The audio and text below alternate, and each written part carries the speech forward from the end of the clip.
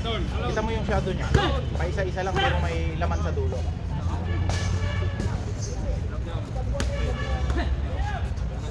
Wala pa isang taon yun sa akin.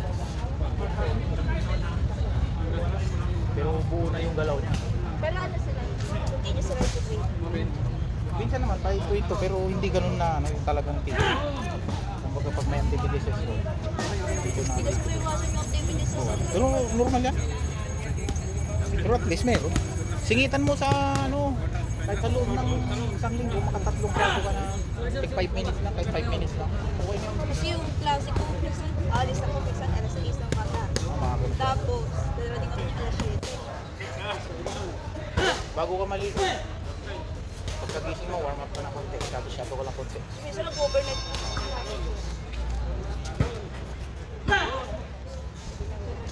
Forward mo yung straight mo. Kasi pag ginap mo yan, gumanon yan. Jab, majab mo, tamaan mo yan kaya hindi, may reaction na umatras yan. Paano mo tatamaan? Oo, forward mo na. Oo, nag-forward na yun. Kaya kailangan, ihabol mo yung straight. Habol mo pa, i-move mo yung pako, yung likod mo. Sa punching bag, pwede mo gawin yan kasi steady yun. Pero sa tao, hindi pwede yung likod. Kailangan forward. Masanay ka dyan sa mali, pagdating sa ring, yan na rin ang gagawin mo. Kasi yun, pre-practice mo. Pero kung training mo dyan pa lang, pagdating sa laban, cooking adjustment mo na lang kung hindi mo abutin. Kaya may shadow para yung IQ nyo sa boxing tumaas. Yung? Gutom na gutom yan sa akin kasi. Hindi nakalaban din yan sa division kasi. Sila ano lang, dito.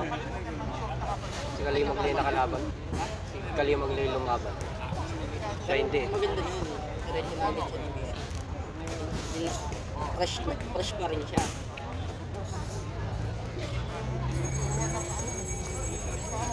Kasabay yan, kasabay yung street yan. Forward, boom!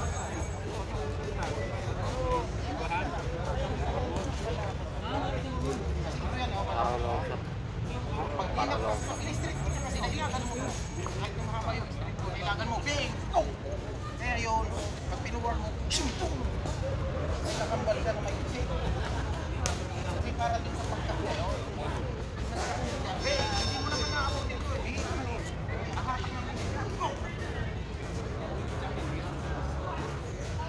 Kaya umpisa pa lang, ibinigay ko din.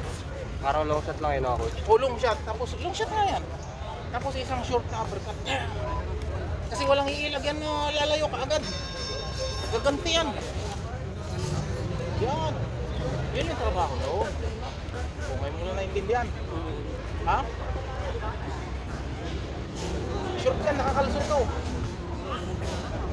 Short na uppercut. Yan. Ang daming purpose yan. Ayaw, practicein. Halika. Dito, kahit tayo mga kapyan, hindi ako sa kung marunong kang gumitaw ng ganong sugpot ito. Kahit nakatiin niya ang kamay mo yan. Kunting ganun mo lang. Sing! Sing! Sing!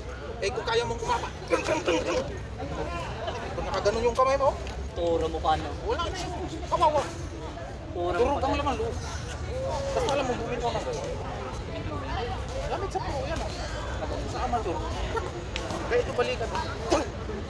Kahit mag-iksi ng takbo mo, kaya nakakasalso yan. Mabaon yung buong kamaw. Angatan mo ng overhand. Siyempre magka-over na yan. Pag ginapat mo na yan eh. Yung palima mo, overhand na. Ibababa niya yung kamay para sakpan yung binubumba mo sa ilalim. Kasi kung lalo na pag puro malalakas, so, naka... Patayin na lang. Okay, may timer. Sige na. Sige, sige.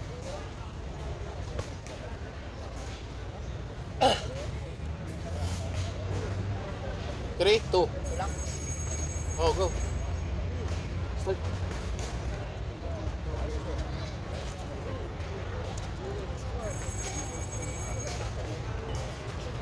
Pagkakataon mo yung ganun mix, pag pumasok, bitaw ka lang, mahina lang. Pag-aralan mo yung delay, mamay. Aralay mo kaliwa. Yung tinuro ko sa'yo, kaliwa.